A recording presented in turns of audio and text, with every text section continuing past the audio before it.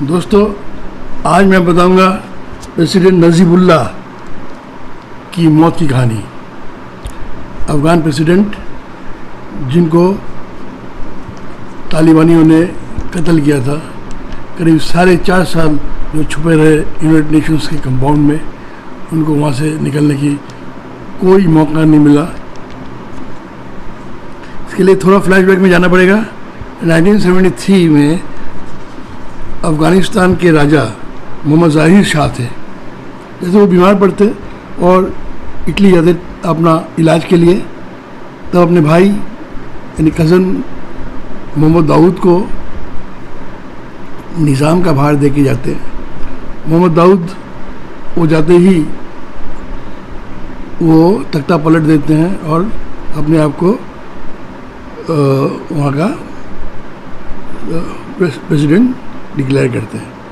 और फिर काफ़ी लंबी चौड़ी बातें करते हैं, वादा करते हैं कि डेमोक्रेसी लाऊंगा, बोलने की, सुनने की, कहने की आज़ादी होगी, पहनने की आज़ादी होगी, लड़कियों को स्कूल कॉलेज जाने की आज़ादी होगी। लेकिन उन्होंने कुछ किया नहीं। फिर उनकी हालत ऐसी हुई 1977 में, सोल रेवोल्यूशन यानी कि इनकलाब स्टूडेंटों की तरह से, कि उनको गद्दी छोड़नी पड़ी और नूर मोहम्मद तारिकी उन्होंने सत्ता संभाल लिया। नूर मोहम्मद तारिकी थे कम्युनिस्ट और सोवियत यूनियन की मदद से वो मुल्क का निज़ाम संभाल रहे थे, एक तरह से सोवियत यूनियन के पिट्ठू। तो ये सोवियत यूनियन से हिदायत लेते और चलाते। सोवियत यूनियन ने कहा आप मॉडर्नाइजेशन कीजिए, स्कूल कॉलेज में लड़कियों का पढ़ना लिखना चालू कीजिए और वेस्टर्न कल्चर चालू हो गया और कारखाना फैक्ट्री वगैरह चालू कीजिए।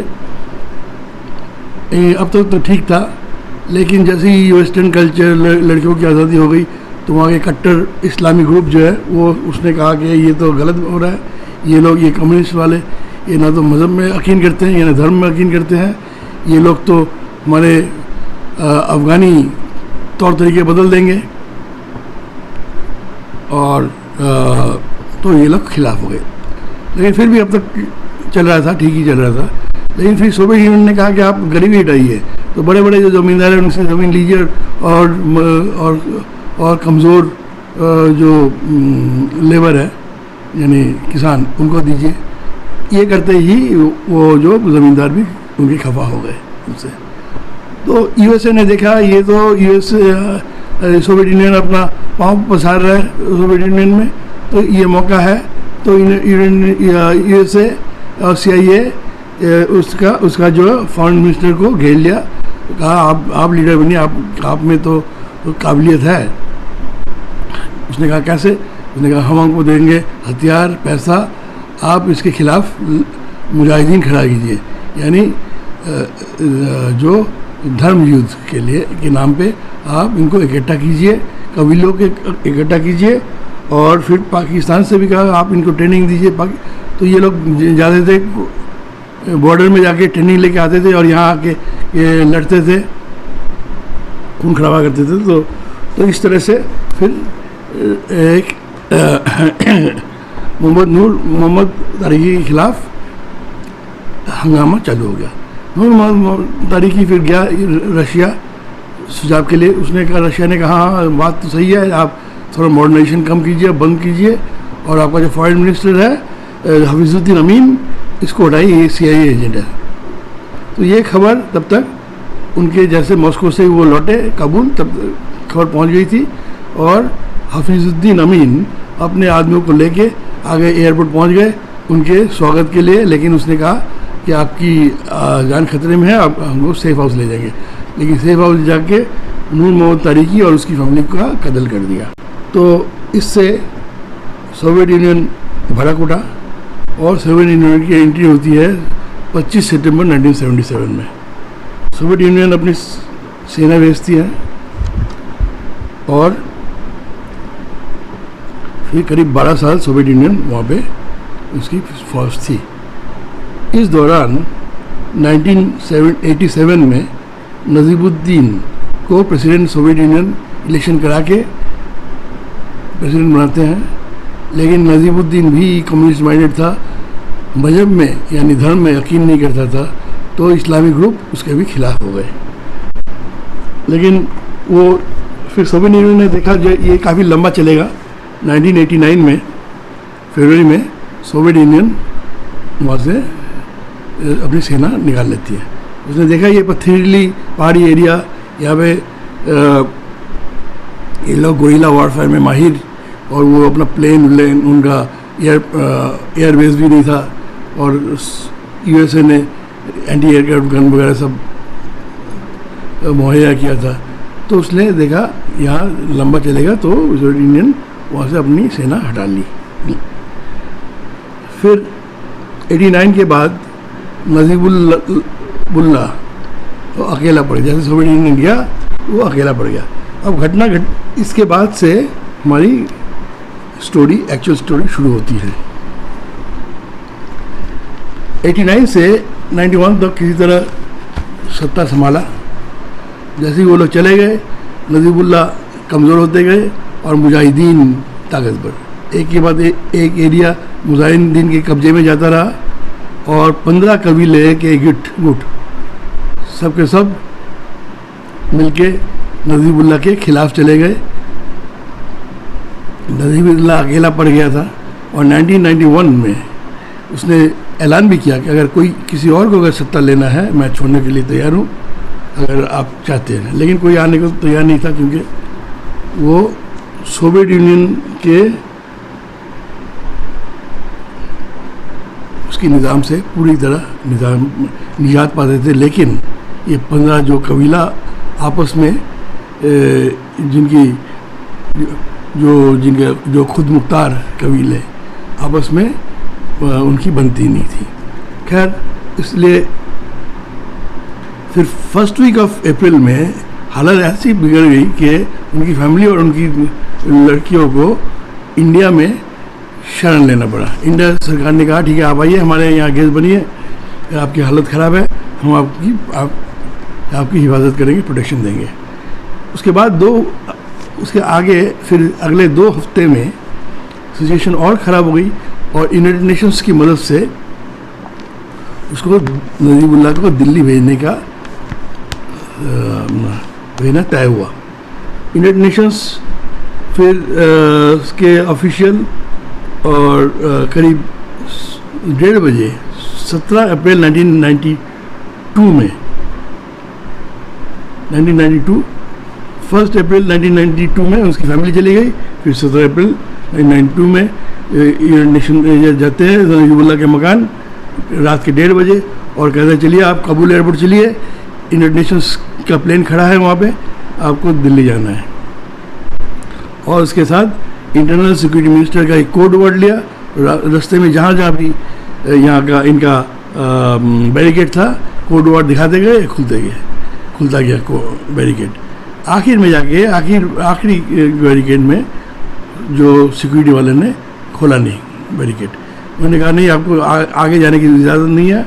फिर वो लोग खफा हो गए, और सिक्योरिटी और 3 उनका जो सिक्योरिटी वाले थे जो AK-47 में लैस, वो भी उनसे भी बहस हुई, और नजीबुल्ला खुद भी आगे कहता है मैं नजीबुल्ला हूँ प्रेसिडेंट, तुम खोलो मुझे जाना है। तो उन्होंने कहा कि हमको जाने देंगे, लेकिन वहाँ जाने से आपको ख़तरा है, वहाँ पे एयरपोर्ट घेर रखा है मुजाहिदीनों ने। और फिर उन्होंने फ़ोन लगाया काबुल एयरपोर्ट में, और यूनाइटेड नेशंस के ऑफिशियल को जो लोग प्लेन में बैठे हुए थे, उन्होंने कहा हाँ सही बात है, उन्हें घेर के रखा है और मैं दरवाज़ा बंद करके रखा है ताकि कोई ऐसी वैसी बात ना हो जाए, आपका यहाँ आना खतरे से बाहर नहीं है। फिर उसने उनसे बात की इंटरनेशनल ऑफिशियल से कि क्या किया जाए। तो इंडियन एम्बेसी जाने की बात हुई। उनसे इंडियन एम्बेसडर से सवेरे के 4:30 बजे उसे फ़ोन में संपर्क किया। इंडियन एम्बेसडर ने कहा देखिए ऐसी ऐसी बात है, मैं अब क्या करूं, कहाँ जाना है, मुझे आपके यहाँ पना दीजिए। तो इंडियन एम्बेसडर ने कहा नहीं देखिए, अगर आपको अगर लेते हैं एम्बेसी में तो ये लोग हम इसके टारगेट में ये हम सीधा सीधा इनके दुश्मन को हम अगर ले लें तो आगे की बात का रास्ता बंद हो जाएगा। दूसरी बात, यहाँ पे जो इंडियन पॉपुलेशन है ये भी ये मुजाहिदीन के निशाने में आ जाएंगे। ये लेना खतरे से बाहर नहीं है। ये करते करते सवेरे हो गया और पाकिस्तान और ईरान ने उन्होंने कहा कि ठीक है हम इनको दे देंगे सिक्योरिटी, पनाह दे देंगे, लेकिन नजीबुल्लाह ने कहा कि मुझे इस पर भरोसा नहीं है। पाकिस्तान ईरान ये लोग आर्म्स इनकी मदद कर रहे हैं इनके हमारे खिलाफ, मुझे इन पर भरोसा नहीं है। मुझे यूनाइटेड नेशंस के कंपाउंड में लेके चलिए, मैं वहाँ पे रहूँगा, वहाँ पे सुरक्षित रहूँगा, वहाँ पे मेरी अच्छी हिफाजत होगी। तो वो गए यूनाइटेड नेशंस के सिक्योरिटी कंपाउंड में, वहाँ पे सिक्योरिटी भी थी, तो वो वहाँ पे जाके पनाह लिया।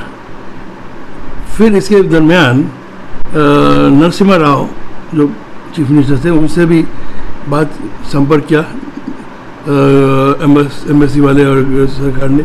नरसिम्हा राव ने कहा अगर यूनाइटेड नेशंस अगर ऑफिशियली अगर इंडिया से कहे आप इसकी कस्टडी लीजिए, हम फिर उसको एम्बेसी में रख सकते हैं और इसको निकाल सकते हैं ऑफिशियली, फिर बात आसान हो जाएगी। फिर और तालिबान इनसे भी बात करनी, इनकी भी रजामंदी चाहिए, लेकिन कोई बात बनी नहीं, ठोस बात बनी नहीं। और प्रेसिडेंट नजीबुल्लाह करीब 4.5 साल तक यूनाइटेड नेशंस के कंपाउंड में छुपे रहे। उनको वहाँ से जाने का कोई गुंजाइश नहीं रही, बिल्कुल निकल नहीं पाए। इसी दरमियान इनको इनके आर्मी चीफ और फॉरेन मिनिस्टर सबने धोखा दे दिया, इनको छोड़ गए। फॉरेन मिनिस्टर ने तो यहाँ तक कह दिया, अनाउंस कर दिया टीवी में कि नजीबुल्लाह भागने वाला था, हमने उसको पकड़ लिया है। ये थी हालत। तो मुजाहिदीन ये कह के वो अपनी जान बचा ली मुजाहिदीनों से। फिर इसके बाद करीब 4.5 साल बाद 27 सितंबर 1996 करीब सवेरे 3 बजे 15 ट्रक, हर ट्रक में 10 से 12 मुजाहिदीन आते हैं यूनाइटेड नेशंस कंपाउंड के सामने, और फिर सिक्योरिटी वाले उनको देख के फ़ौरन सरेंडर कर देते हैं। तो नौकरों से पूछते हैं कहाँ पे है नजीमुल्लाह और उसका भाई, तो उनको पकड़ लेते हैं, दबोच लेते हैं दोनों को और बाल खींच के निकालते हैं। पहले तो खूब पिटाई करते हैं, फिर उनके प्राइवेट पार्ट काटते हैं, फिर मुंह में सिगरेट ठोसते हैं, और फिर जेब में अफगान नोट्स, और फिर गोली मारते हैं।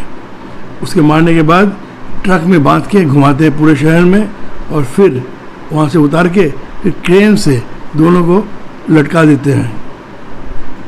और फिर बाद में आखिर में जाके फिर उनको एक लैंप पोस्ट यानी लैंप पोस्ट से लटकाते हैं घंटों, और पब्लिक आती है, उनको चप्पल मारते हैं, जूता मारते हैं, पत्थर मारते हैं, ना गुस्सा उतारती पब्लिक। और मुजाहिदीन तो उसके नमाज जनाजा की भी इजाज़त नहीं दी थी। और फिर आखिर में रेड क्रॉस, जैसे उनकी बॉडी से बदबू आने लगी, काफ़ी देर हो चुकी थी, तो मुजाहिदीनों ने फिर रेड क्रॉस को उनकी लाश सौंपने के लिए तैयार हो गए। तो उनकी लाश को लेके रेड क्रॉस वालों ले गए उनके कबीले में, दूर में, काबुल से काफ़ी दूर, वहाँ पे उनको दफन कर दिया इस्लामिक रीति रिवाज से। और नजीबुल्लाह की फैमिली और उसके कबीले के लोग अब भी इंडिया के शुक्रगुजार करते हैं। वो कहते हैं हमने बना दिया था हमारी बेटियों को, लेकिन उससे मलाल है, दिल में मलाल है, क्योंकि उन्होंने कहा कि इंडिया कुछ नए दोस्त बनाने के चक्कर में अपने पुराने दोस्त नजीबुल्लाह को मौत से नहीं बचाया। इस तरह फिर 1996 के बाद फिर तालिबान आया। 1998 में तालिबान का फॉर्मेशन हुआ। मुल्ला उमर पहला मुखिया तालिबान का,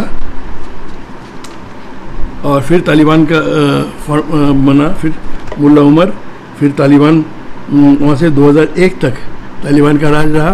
2001 में 9/11 हुआ। यूएसए में न्यूयॉर्क में अटैक हुआ, आप सबको मालूम है। इसके बाद यूएसए उनके खिलाफ हो गए और ओसामा बिन लादेन को तालिबानियों ने उन्होंने पनाह दे रखे थे बोरा बोरा हिल में। फिर यूएसए ने फिर की एंट्री होती है अफ़गानिस्तान में। 2001 से अब 2021 में अब यूएसए की सेना वहाँ से निकल रही है। कुछ अब फिलहाल अब जो खबर है, अब तक लेटेस्ट खबर, तालिबानियों ने काबुल को में काबिज है सब जगह करीब, और इनका प्रेसिडेंट भाग चुका है मुल्क से, और वाइस प्रेसिडेंट ने कहा है कि मैं अपने आप को डिक्लेयर किया है। ईस्टर्न प्रोविंस में थोड़ी सी जगह में ये लोग अभी भी अफगान सरकार के उनके कंट्रोल में है। तो देखिए क्या होता है। हम यही दुआ कर सकते हैं कि अफगानिस्तान में डेमोक्रेसी हो, सबके साथ मिलजुल के सरकार चले और शरिया कानून ना लागू हो जैसे 1998 से 2001 तक शरिया कानून, और क्या पता कोई और मुल्क आके कठपुतली सरकार ना बनाए, यही हम दुआ कर सकते हैं। तो और तो दोस्तों ये थी कहानी प्रेसिडेंट नजीबुल्लाह की, और अगर आपको ये कहानी पसंद है तो लाइक कीजिए, सब्सक्राइब कीजिए, एंड थैंक्स फॉर वॉचिंग।